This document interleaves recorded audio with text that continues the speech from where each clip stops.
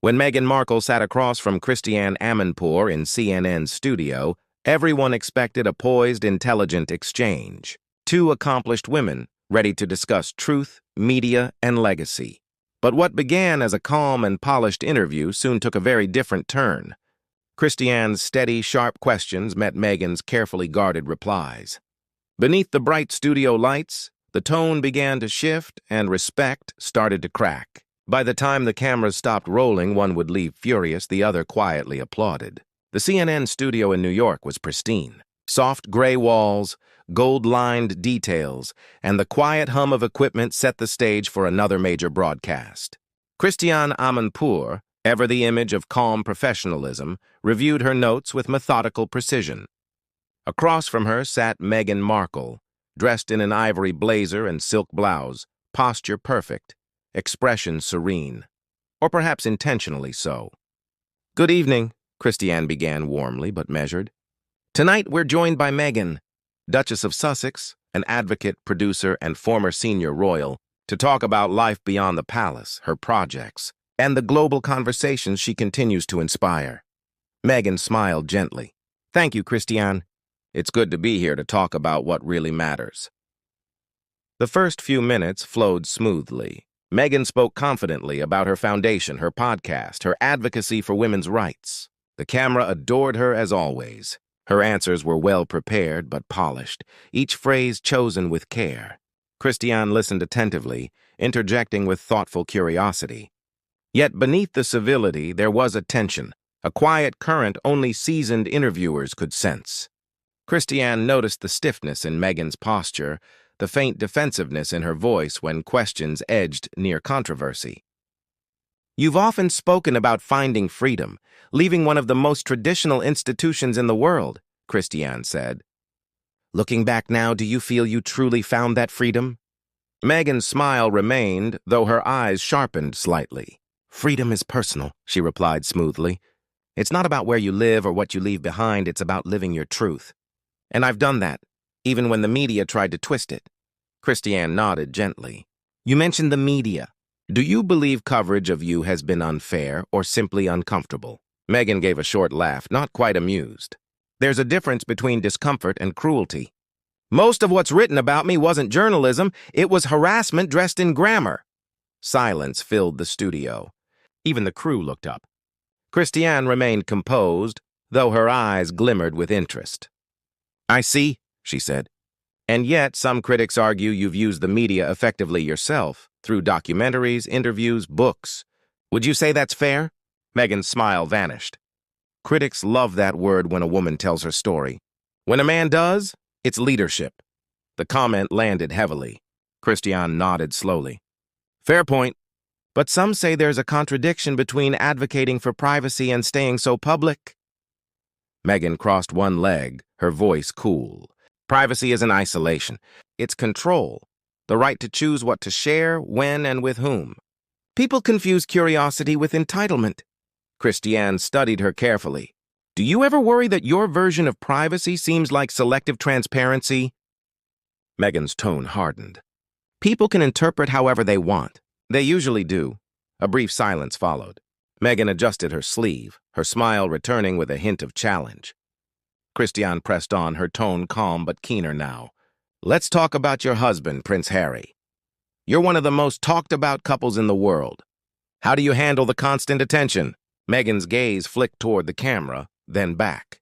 "It's simple," she said smoothly. "We don't read the noise. We live our lives. People project what they want. We've stopped caring." Christiane smiled faintly. "That sounds peaceful." "It is," Meghan replied. "Peace happens when you stop needing approval from those who never liked you."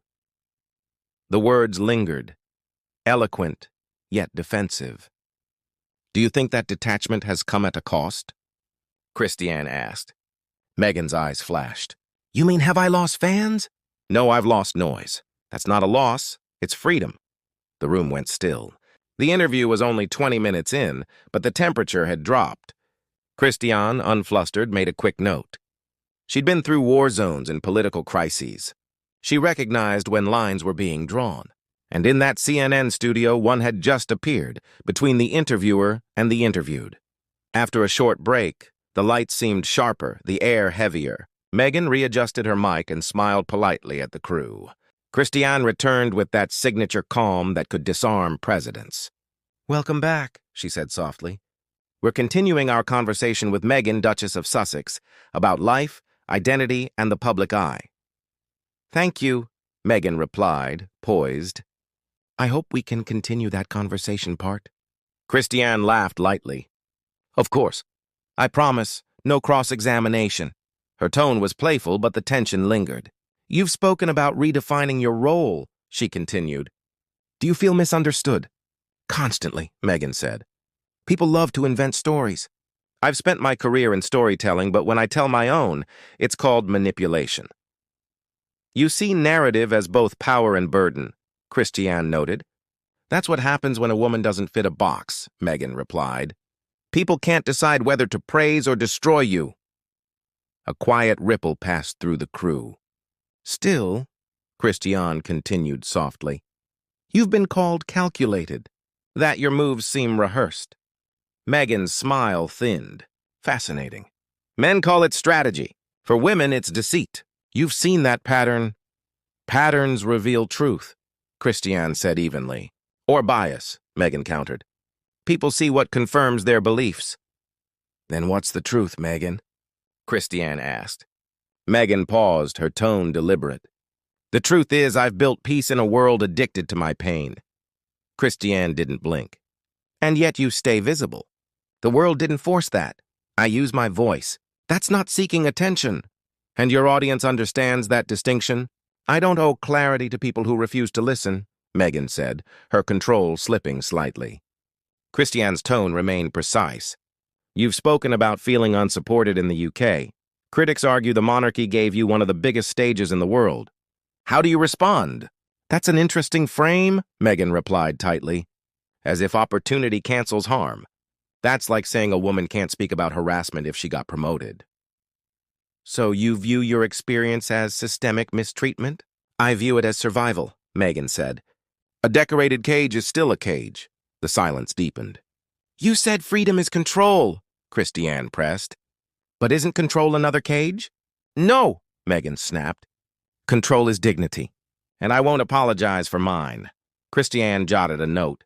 "Let's talk about dignity.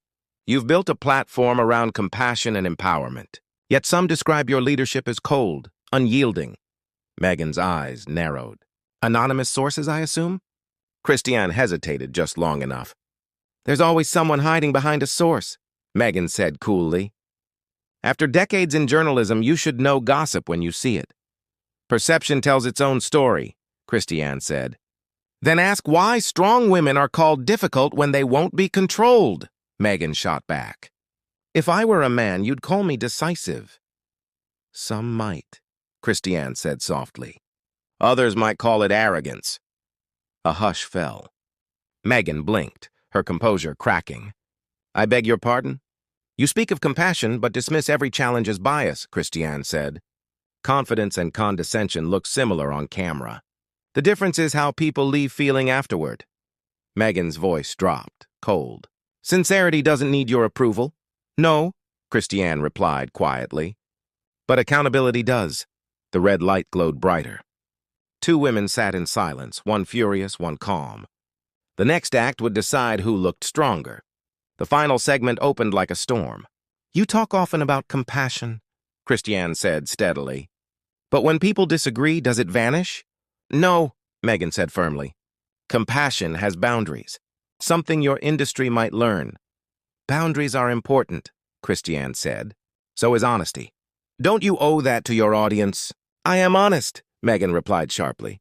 "I just don't owe vulnerability to every camera." "Then why keep sitting in front of them?"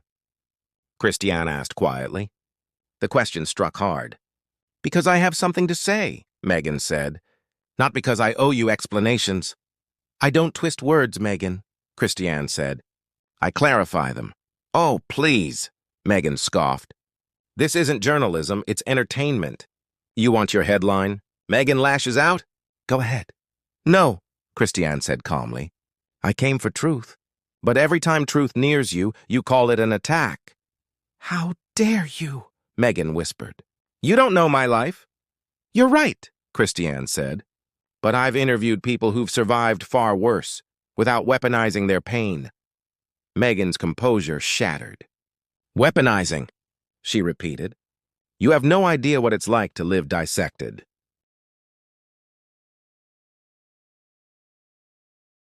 It's called public life, Christiane replied.